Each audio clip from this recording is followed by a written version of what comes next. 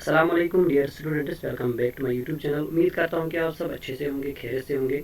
जैसे कि आप जानते हैं कि आज जूनियर असिस्टेंट का एग्ज़ाम हुआ था, तो उस पेपर से मैंने जो मैथमेटिक्स का पोर्शन था वो मैं आपके साथ शेयर करने वाला हूँ। और उसमें जो क्वेश्चन पूछे गए हैं उनकी लेवल देखेंगे, किस तरह से उन्होंने पूछा था, किस किस पोर्शन से कितने क्वेश्चन पूछे थे और उनकी लेवल कितनी थी और इनको सॉल्व कैसे करते हैं, आइए देखते हैं इस वीडियो में।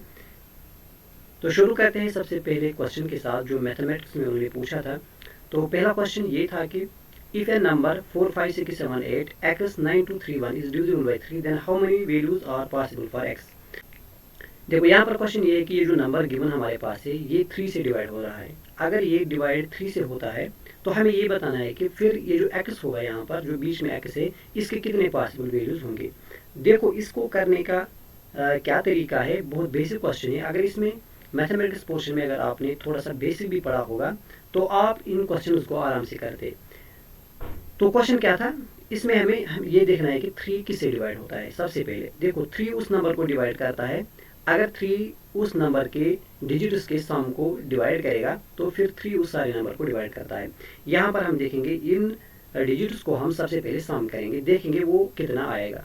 देखो 4 + 5 is 9, 9 + 6 is 15, 15 + 7 22, 20 + 8 that is 30, 30 + 9 39, 39 + 6 39 + 6 that is 50 45। अब यहाँ पर 45 है। अब ये जो 45 है, क्या ये 45 डिवाइड होता है 3 से? बिल्कुल होता है, ये 3 से डिवाइड होता है। अब इसके बीच में x है, हमें x का वैल्यू बताना है, इसके कितने पॉसिबल वैल्यूज होंगे। अगर 45 3 से डिवाइड होगा तो इसका क्या मतलब है, अगर इसमें हम 3 ऐड करेंगे 45 में, इसमें हम 3 ऐड करेंगे तो कितना होगा, 48 होगा। 48 भी 3 से डिवाइड होता है तो एक नंबर हम 3 इसमें ऐड कर सकते हैं। दूसरा, अगर हम 45 की जगह 6 यहाँ पर पुट करेंगे तो 45 + 6 वो 51 होगा। और जो 51 है ये भी 3 से डिवाइड होता है। तो कितने हो गए, दो नंबर, एक 3 दूसरा 6। इसी तरह से 9 भी, अगर 9 भी हम यहाँ पुट करेंगे तो 51 + 9 ये 60 आएगा। तो 60 आएगा तो 60 से भी ये डिवाइड होगा, मतलब 3 इसको भी डिवाइड करेगा। और इसके अलावा अगर हम यहाँ पर 0 रखेंगे x की जगह तो इस पर कोई फर्क नहीं पड़ेगी। तो इसका मतलब होगा क्या, 4 नंबर्स ऐसे है कि अगर हम वो यहाँ पर पुट करेंगे तो वो नंबर फिर भी 3 से डिवाइड होगा। कितने नंबर, 4 नंबर, 0 9 6 3। तो इसका आंसर होना चाहिए 4। तो D option will be the right answer.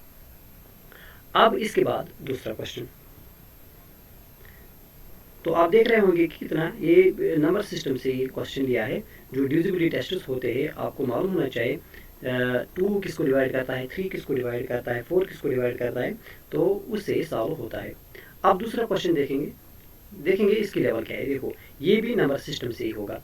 x if x equal to 2 power 10 5 power 6 multiple में है तो हमें बताना है how many zeros will be there at the end of the x। तो x का ये वैल्यू है 2 पावर 10 और फिर क्या है 5 पावर 6।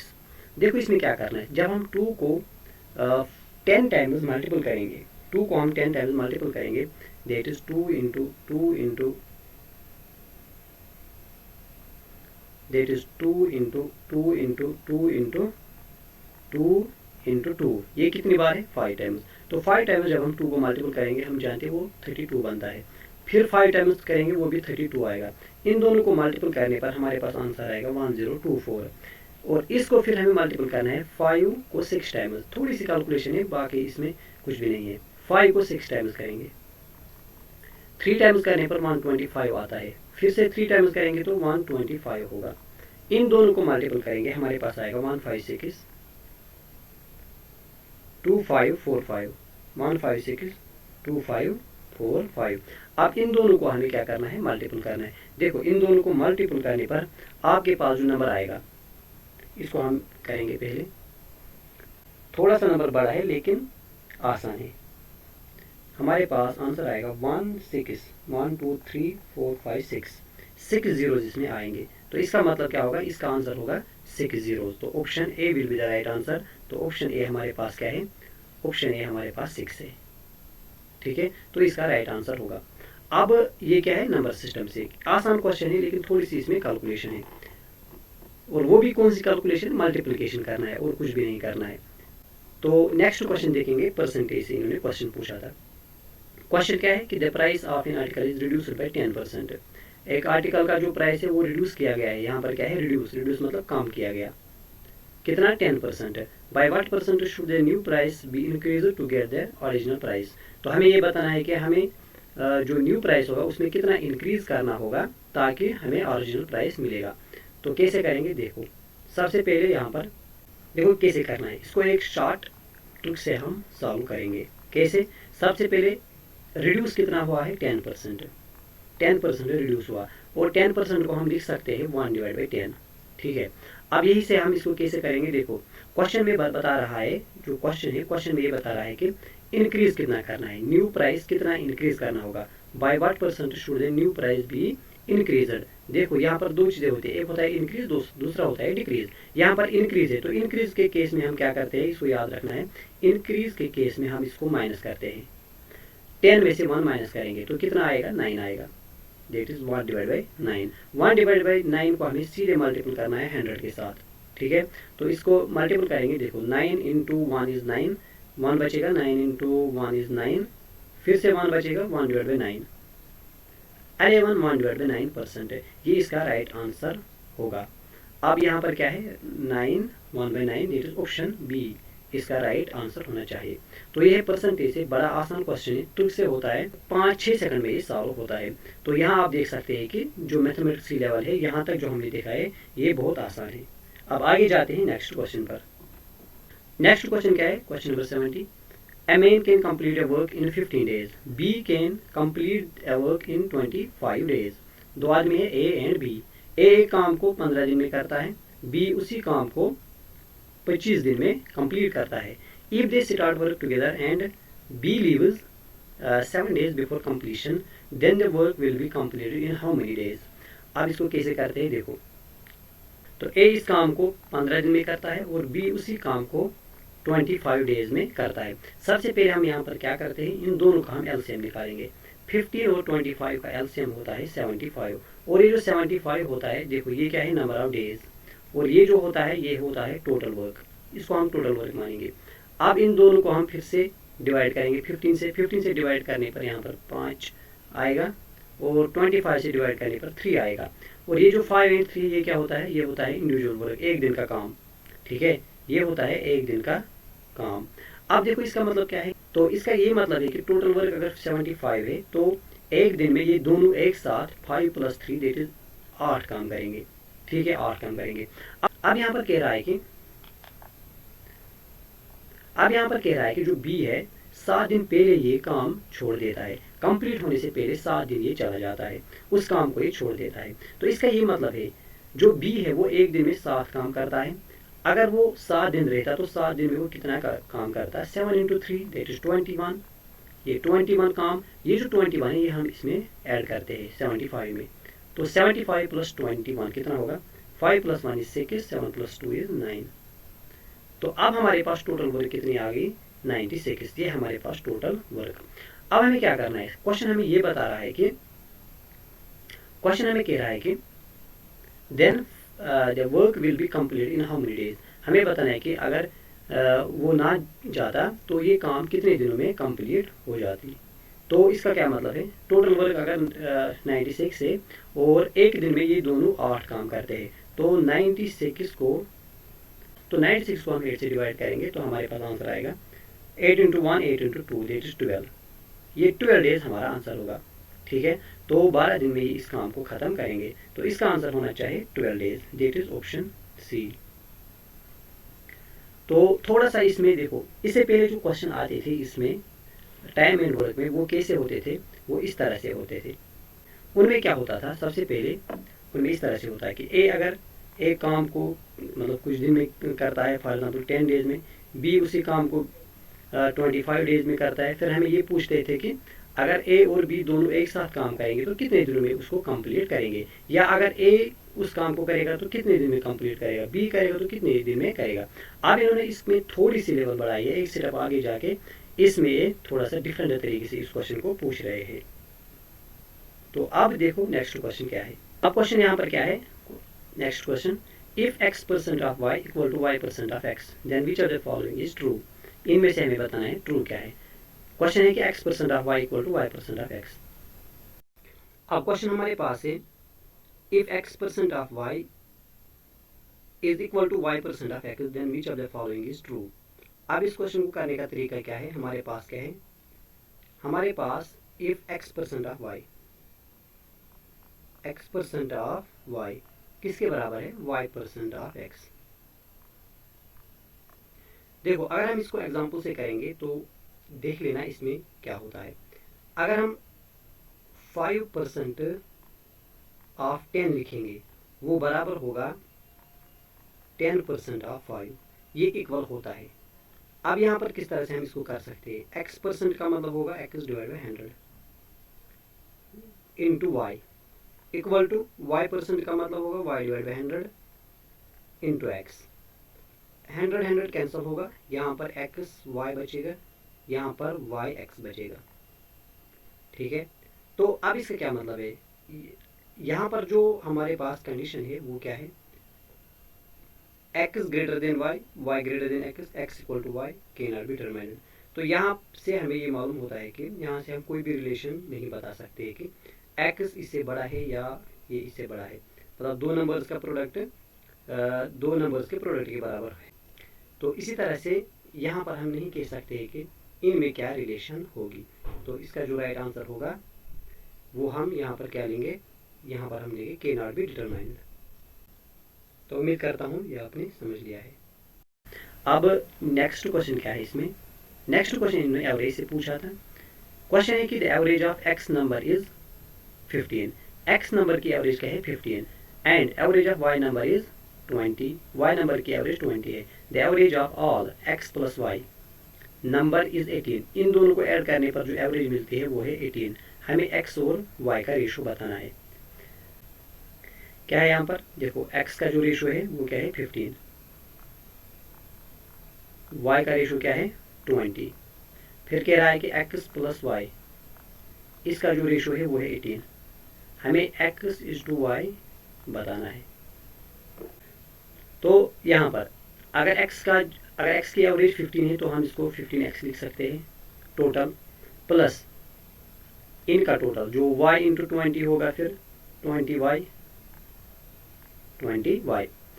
क्या ये इसके बराबर नहीं होगा, यहाँ पर ये टोटल है, यहाँ पर भी ये टोटल है, दैट इज इसको इसके साथ मल्टीपल करेंगे x प्लस वाई, इसको 18 से मल्टीपल करेंगे, यहाँ पर आएगा 15x 20y, 18x मल्टीपल करेंगे और 18y आएगा। अब देखो यहाँ पर 15x और यहाँ पर क्या है 18x, 15 और 18 में से 15 को माइनस करेंगे, इसको यहाँ लाएंगे तो 18 minus 15 is 3x equal to इस 18 को यहाँ लाएंगे, यहाँ 20 है, 20 माइनस 20 को 18 से माइनस करेंगे, दैट इज 2y। हमें x और y का रेशो चाहिए तो x डिवाइड बाई y क्या आएगा, यहाँ पर है 2 डिवाइड बाई 3, दैट इज 2:3, 2:3 इसका आंसर होना चाहिए। तो 2:3 कहाँ पर है, 2:3 ऑप्शन सी में इसका राइट आंसर होना चाहिए। तो सिंपल क्वेश्चन था, बेसिक क्वेश्चन था, एवरेज से इन्होंने लिया है। तो नेक्स्ट क्वेश्चन की तरफ बढ़ते हैं, देखेंगे किस तरह से क्वेश्चन पूछा था। अब नेक्स्ट क्वेश्चन क्या है, डिस्काउंट पर प्रॉफिट लॉस से क्वेश्चन पूछा है। थोड़ा सा इसमें जो इससे पहले ये क्वेश्चन पूछा करते थे उनमें से थोड़ा सा ही डिफरेंट है। क्वेश्चन क्या है कि if a discount 10% is given on market price of a book, the publisher gains 20%. If discount is increased 15%, then the gain of the publisher is। तो कह रहा है कि अगर डिस्काउंट दिया जा रहा है किसी मार्केट प्राइस पर 10% का डिस्काउंट दिया जा रहा है, फिर भी वो जो पब्लिशर है वो 20% गेन करता है उसमें। और अब कह रहा है कि अगर 15% उसमें डिस्काउंट दिया जाएगा तो फिर कितना वो कमाएगा। ठीक है, देखो हमारे पास क्या होता है, हमारे पास तीन चीज़ें होती है, एक होता है एमपी, दूसरा होता है सीपी, तीसरा होता है एसपी। ये तीन चीज़ें हमारे पास होती है। देखो सबसे पहले ये अगर हम एमपी को 100 मानेंगे 100%, अब इस 100% पर ये डिस्काउंट देता है 10%, तो 10% के डिस्काउंट के हिसाब से इसका जो प्राइस बनेगा, जिस कीमत पर वो बेचेगा वो होगा 90। ठीक है, वो होगा 90। अब ये कह रहा है कि जो एसपी है ये कितना कमाता है, ये 120% इसमें कमाता है। तो क्या हम कह सकते हैं कि जो 90 होगा ये 120% के बराबर होगा। बिल्कुल कह सकते हैं, क्योंकि 20% इसमें ये कमाता है। अब इसके बाद 90 किसके बराबर है, 120% है। अगर हम 100% निकालेंगे, यूनिटरी मेथड से 100% कैसे निकलेगा, 120 इसमें डिवाइड करेंगे, दैट इज 90 डिवाइड बाई 120। ठीक है, तो कैसे किया, यहाँ 100 लिखा, इसको यहाँ पर डिवाइड किया। बेसिकली ऐसे होता है। अगर मैं इससे भी थोड़ा सा नीचे एक स्टेप लाऊंगा तो इस तरह से होगा। ये है 120% इक्वल टू 90। तो अगर हम 1% निकालेंगे तो क्या होगा, 90 डिवाइड बाई 120। अगर 100% निकालेंगे तो क्या होगा, इसको मल्टीपल 100 करेंगे सिंपली, ये 1 0 इसके साथ कैंसिल होगा। 3 इंटू 3 करेंगे, 3 इंटू 4। ठीक है, तो 4 इंटू यहाँ पर क्या करेंगे,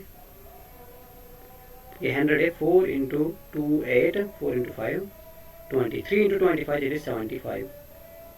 अब ये जो 75 होगा ये क्या होगा, सीपी हमारे पास 75।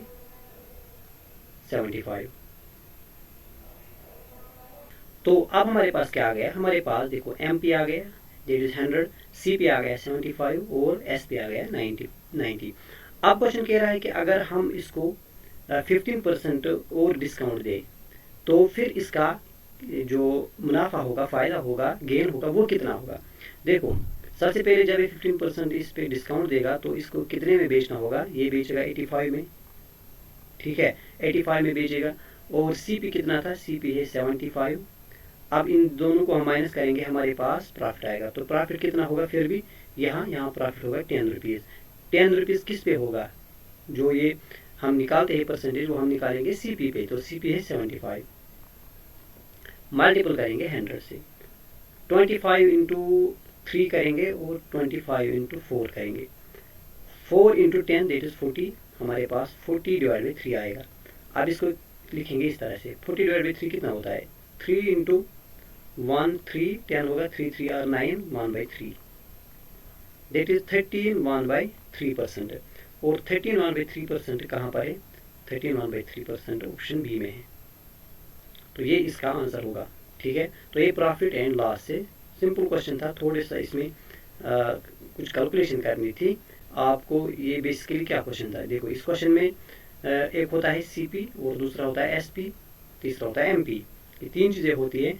ज़्यादातर इससे पहले हम इन पर क्वेश्चन देखा करते थे, किस पर, सीपी और एसपी पर। तो आपसे आपको एमपी भी बहुत अच्छे तरीके से पढ़ना होगा। तो नेक्स्ट क्वेश्चन की बात करते हैं। तो क्वेश्चन हमारे पास है कि A barrel contains a mixture of wine and water. Wine और वाटर का एक मिक्सचर है, किस रेशो में है, 3:1 रेशो में। How much fraction of the mixture must be drawn of and substituted by water. हमें बताना है कि इसमें से हम कितना मिक्सचर बाहर निकालेंगे और उसको सबस्टिट्यूट करेंगे किसे, वाटर से। वाटर, सिर्फ हमें वाटर के साथ यहाँ पर काम है। So that the ratio of the wine and water, जो फिर वाइन और वाटर का जो रेशो रहेगा रिजल्ट में, वो क्या आएगा, 5:1। अब इसके लिए इस क्वेश्चन को मैं कैसे करता हूँ, इसके भी 2 तरीके हैं, लेकिन मैं पहला तरीका आपको शॉर्ट में बता देता हूँ। देखो इस तरह से जब पेपर आता है तो हमारे शॉर्टकट बहुत ज़्यादा मदद देते हैं। तो क्या है, पहले क्या हम क्या देखते हैं, हम देखते हैं पहले रेशो क्या था। पहले रेशो है 3:1। फिर जो रिजल्टेंट जो रेशो है वो क्या है, 1:1। अब यहाँ पर क्या करते हैं हम, देखो यहाँ पर अगर इनको हम ऐड करेंगे, 3 + 1 वो 4 है, यहाँ पर ऐड करेंगे, देखो यहाँ पर क्या आएगा 4, यहाँ पर 1 + 1 2 ही आता है।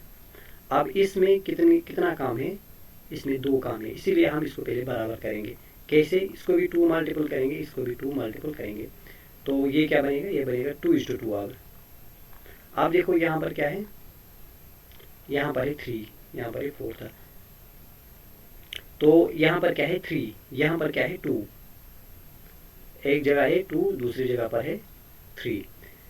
अब इन दोनों में कितनी डिफरेंस है, 3 और 2 में डिफरेंस है 1, 3 और 2 में डिफरेंस है 1। और ये 1 हम निकालते हैं। यहाँ पर देखो हमें क्या बताना है, हमें यहाँ पर किसको सबस्टिट्यूट करना है, हमें सिर्फ वाटर के साथ काम है, सबस्टिट्यूट बाय वाटर। ठीक है, तो वाटर में हमें मिक्स करना है। अगर वाटर में हमें मिक्स करना है तो हम देखते हैं वाइन को। अगर वाइन यहाँ पर मिक्सचर करना होता तो हम वाटर की तरफ देखते। तो यहाँ पर क्या है, यहाँ पर हम पहले इसकी तरफ देखेंगे, तो यही इसमें डिवाइड करेंगे, दैट इज़ 1/2, 1/3, और 1/3 दैट इज़ 1:3, यही इसका आंसर होगा। और ये ऑप्शन में किस ऑप्शन में है, 1/3 ऑप्शन बी में, तो यही इसका आंसर होना चाहिए। नेक्स्ट क्वेश्चन, ये मिक्सचर और एलिगेशन से इन्होंने क्वेश्चन दिया है। अब नेक्स्ट क्वेश्चन क्या है, 68 नंबर, ये क्वेश्चन हमारे पास है, find the compound ratio of A:B C:D। अब कंपाउंड रेशियो कैसे हम निकालते हैं, ये बहुत आसान क्वेश्चन है, इस तरह से निकालते हैं। हमें निकालना है A:B B:C, A:B और किसमें, C:D में।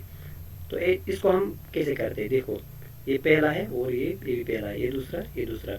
तो हम इसमें क्या करते हैं, A को हम C से मल्टीपल करेंगे, दैट इज AC, और इस B को हम मल्टीपल करेंगे D से, दैट इज BD। तो ये इसका आंसर होगा। तो ये किस ऑप्शन में है, ऑप्शन नंबर A, AC:BD। तो बहुत आसान क्वेश्चन पूछा था इन्होंने, ये किससे है, ये भी है रेशो से, रेशो एंड प्रपोर्शन। तो ये थे वो क्वेश्चन जो आज इन्होंने पूछे थे। देखो अब हम बात करेंगे इसके लेवल पर। देखो जब हम पेपर को देखते हैं, जब हमने जब हम जीके सेक्शन देखते हैं या कंप्यूटर देखते हैं या इसमें इंग्लिश देखते हैं, देखो अगर आप किसी से भी पूछोगे, तो मैंने भी जब देखा है, तो पेपर में जो इंग्लिश का पोर्शन था या इसमें जो मैथमेटिक्स का पोर्शन था प्लस रीजनिंग थी, ये जो तीन चीज़ें इसमें थे, मैथमेटिक्स, रीजनिंग एंड इंग्लिश, ये तीन पोर्शन ऐसे थे कि अगर आपने अच्छे तरीके से पढ़ा होगा तो ये आप आसानी से कर सकते थे। ठीक है, तो कंपटीशन इस पर नहीं होगा, क्योंकि मैक्सिमम स्टूडेंट्स ऐसे होंगे जिन्होंने इस पोर्शन को किया होगा। लेकिन इसके अलावा जो बाकी पोर्शन है, जीके और कंप्यूटर, इस बार इन्होंने कंप्यूटर में बहुत अच्छे और हाई लेवल के क्वेश्चन पूछे थे। तो जीके और कंप्यूटर, इन दोनों में से भी अगर हम थोड़ा सा कंपैरिजन करेंगे, तो जीके के कंपैरिजन में जो कंप्यूटर था वो इससे भी थोड़ा लेवल में हाई था। तो अब ये दो पोर्शन होंगे, यही ज़्यादा इसमें डिसाइड करेंगे कि इसका कट ऑफ क्या होने वाला है। तो आपसे मैं यही कहता हूँ कि जो मैथमेटिक्स का पोर्शन है, आपको इस पोर्शन को बहुत अच्छे तरीके से पढ़ना होगा, क्योंकि अभी इन्होंने इसकी लेवल ज़्यादा नहीं बढ़ाई है। अगर इसकी लेवल भी ये बढ़ाने लगे तो फिर काम और ज़्यादा मुश्किल हो जाएगा। तो इसीलिए मैथमेटिक्स पर फोकस कीजिएगा। अगर आप मैथ पर फोकस करेंगे तो आपकी रीजनिंग भी खुद ब खुद बढ़ जाएगी। सो उम्मीद करता हूँ कि ये वीडियो आज का आपको पसंद आया होगा। तो पसंद आया तो वीडियो को कमेंट और लाइक ज़रूर कर देना। तो नेक्स्ट वीडियो में आई विल ट्राई कि मैं यहाँ पर जो रीजनिंग का इसका पोर्शन था उसको सॉल्व करने की कोशिश करूँगा आपके साथ, और देखेंगे कि रीजनिंग में किस तरह से क्वेश्चन उन्होंने पूछे थे और उनकी लेवल भी क्या थी। So thank you for watching this video.